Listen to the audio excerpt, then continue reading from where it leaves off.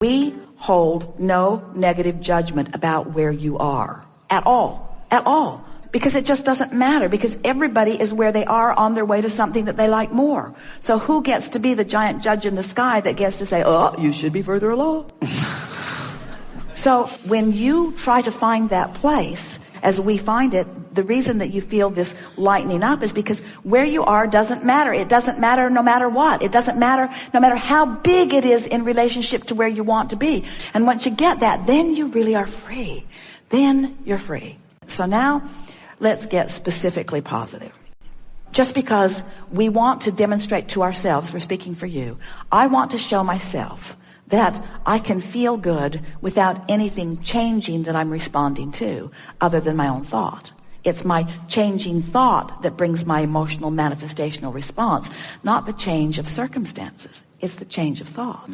So I like giving myself the label of someone who was born with eagerness. And I'm happy that I still have enough memory of that eagerness that I know something's off when I don't have it. That's a really good sign. My guidance system must be well intact. Eagerness is an interesting thing. We're speaking from your point of view. Eagerness means frisky. It means clarity. It means glad to be alive. It means feeling good in my body. Eagerness is sort of a catch-all word, isn't it? Eagerness and well-being are sort of a synonymous sentiment. I want to be eager about life, which means I want to be up and ready for it. I want to be Johnny on the spot. I want to be at a clear place of rendezvousing. I want to be alive and ready. I want to be good at comebacks. I want to be really quick at conversation. I want to have good timing in traffic. I like moving in my body and have good time. I like being productive in my body. I like it that when I open the cupboard door and something falls out, that I catch it. I really like being tuned in, tapped in, turned on. Is this feeling good to you? Yes. I would now like to describe that eagerness that I've been missing as the allowance of the full presence of my inner being within me in my moment in time. That's what eagerness is.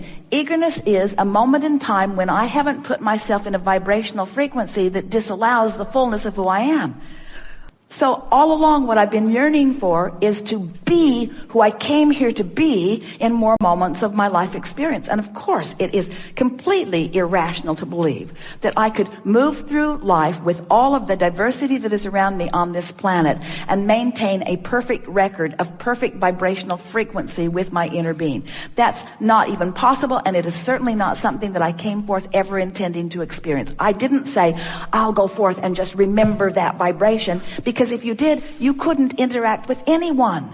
You couldn't have a conversation with anyone. You couldn't watch TV, never watch CNN. You couldn't be even in this world if that was the standard or the goal that you had set. But you didn't set that goal. You didn't say, I'll be non-physical energy in a physical body. If that had been your intention to stay in that high frequency, you would not have directed yourself into this environment where there would be contrast that would give you new desires. So the eagerness that you're looking for is to get your eyes off the floorboard and begin looking toward who you really are, or that which you've become. The what isness will always cripple you. It will take you to your knees, because what is never, ever, ever even comes close to who you really are, no matter how good what is. You see?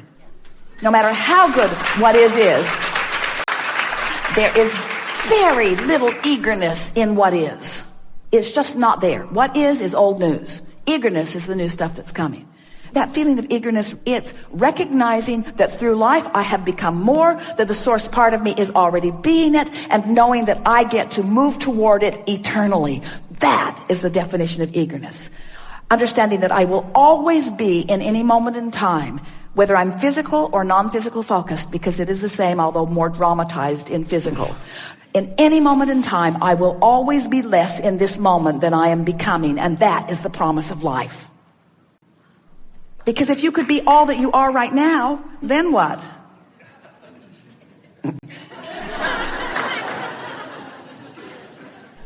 I don't know. I don't feel all that eager. Feel sort of done. Eager is recognizing that you've put something out there and then moving toward it. And nothing is more crippling than letting somebody convince you that you're in a not good place, that there's something wrong with the place you're in. Because there's never anything wrong with the place you're in. And sometimes we think that the worse place you're in any snapshot, the more eagerness is possible. Sometimes you sort it out, you point it out, you ask for it, and we go right there and wait for you to catch up with your own desire. Such an interesting thing. You pick it, we love it, we go there, we revel in it, we live it, we be it, we are it, and you don't come. Because you're so busy justifying why you're not going there. It's hard. It hurts. I don't like it.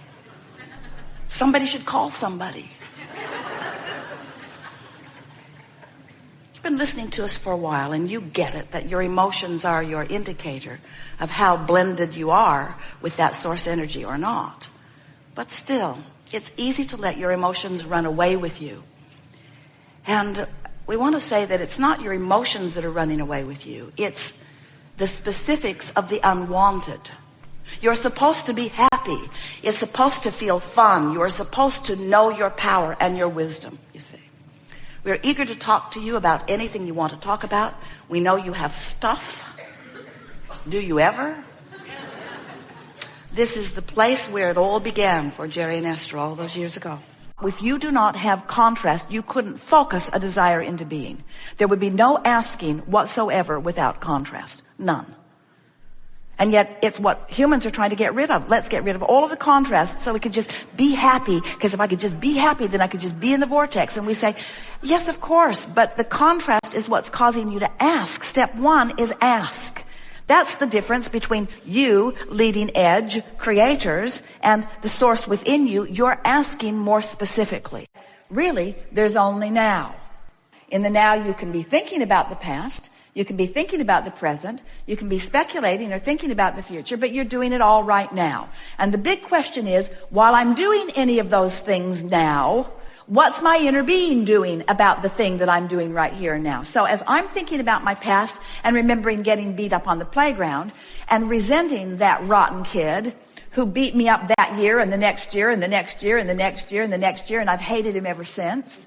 Ooh, I have so much resentment about all of that. As I'm thinking about that now, the only question worth asking is, what's my inner being thinking about that right now? Because remember, your inner being is focused where you're focused.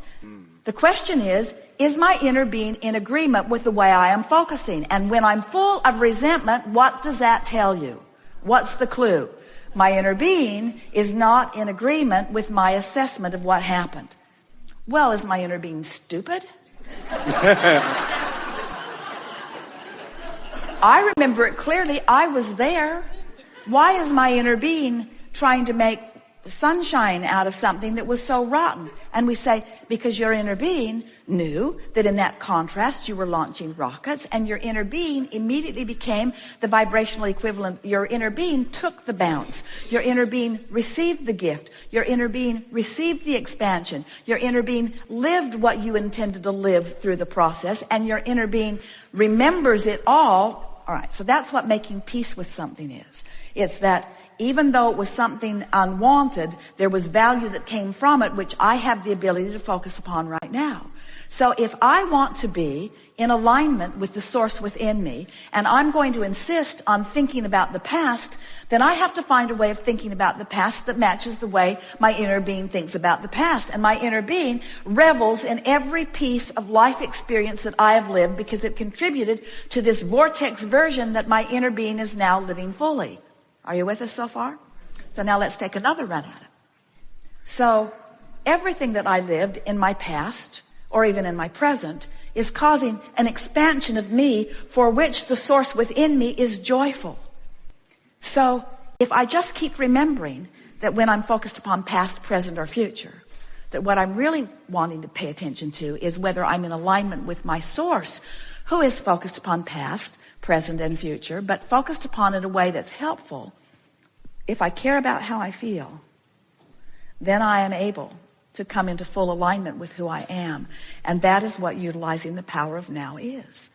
In other words, you're not really utilizing the power of now if you've got yourself pinched off from the larger part of you who is utilizing the power of right now. You get what we're talking about? You are source energy who loves. In a moment that you're not loving, whether you're not loving about something that happened in the past, or whether you're not loving about something that happened just now, or whether you're not loving about something that you're worried about, if you're not loving, then you are not allowing yourself to live as you have intended to live. And it's that deprivation that equals negative emotion every single time. So why do we call it the past? Well, because it was before now. And why do we call it the future? Well, because it's after now. But isn't it a continuum? And is there really anything other than now? Do you agree with that? Is there anything other than now? Everything you're offering vibrationally is at the basis of all your attraction. So you could not be more accountable, because you can't get separate from what you're vibrating. In other words, one day, Esther was walking back through the kitchen to her sleeping room and had left her microphone on. And she was chatting with Karen, and everyone in the room was hearing the conversation, or everyone who was listening. And Tracy, who is watching the live stream back in Texas, called Esther's phone and said, "Mom, your phone's on." And Esther pondered what she'd been saying, what she'd been thinking. She was very high and happy. She wasn't worried about it. But then Tracy said, "You know, maybe we should always pretend like our microphone is on." And we say, it always is. But monitoring your verbal output isn't enough, because you're radiating your output constantly, and the universe is responding. And that's what we call accountable. In other words, you just can't not do that. Now, we know what you're talking about in a slightly different context. You're saying, if you say you're going to do something, do it. And if you make a commitment to be on time, then be on time and be accountable. But we would like to put a law-based conceptual slant on this by saying to you, if we were standing in your physical shoes, we would be accountable to one thing and one thing only, and that would be our alignment with our source. We would not be trying to please that one or that one or that one or that one, even if it's an employer that is threatening with some sort of power of termination. Because in the long run, if you are always true to who you are, which means you're always choosing the uplifting thought, you're always reaching for the feeling of alignment, that is a form of accountability that will serve you so well that any other form of accountability is irrelevant. And why is that so? Because all through life, you've been saying, don't like that better, don't like that better. The moment someone was rude to you, you put something very opposite of that in your vortex. When someone didn't believe in you, you put something very opposite of that in your vortex. When someone was mean to somebody else, you put something very different than that in your vortex. In other words, you have created a version of life that the source within you is resonating with and holding in vibrational resonance. You can count on that accountability. You can count on the source within you never deviating from that. Here's the way it works. Life has caused you to already launch your rocket of desire. Whether you are consciously speaking about it or not, there is a collection of all that you want that is spinning vibrationally and attracting.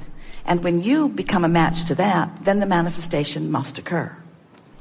What trips most people up is that in the wanting of something that they don't have, their awareness of not having it is too significant a part of the mix. So when they think of what they want, what they're really focused upon is the absence of it. So it just holds them there, you see. That's why we're trying to convince you to let the manifestation that you're looking for be the one that you can redeem right now. Be the one that you can get right now. That you want the manifestation of the feeling. So in a very direct answer to your question, we would say the manifestation that we would be seeking constantly, if we were standing in your physical shoes, would be the manifestation of a really good feeling emotion, whether it's one of interest or one of fun or one of love or one of appreciation or one of passion. We'd be looking for that feeling. That would be the goal that we would set. Step one is ask, and the contrast causes you to ask and ask and ask. Step two is source becomes the vibrational equivalent of what you've asked for. Source just doesn't answer. Source becomes the answer. And it's right there flowing to you and through you. So then you must become a vibrational match to what you've asked for. That's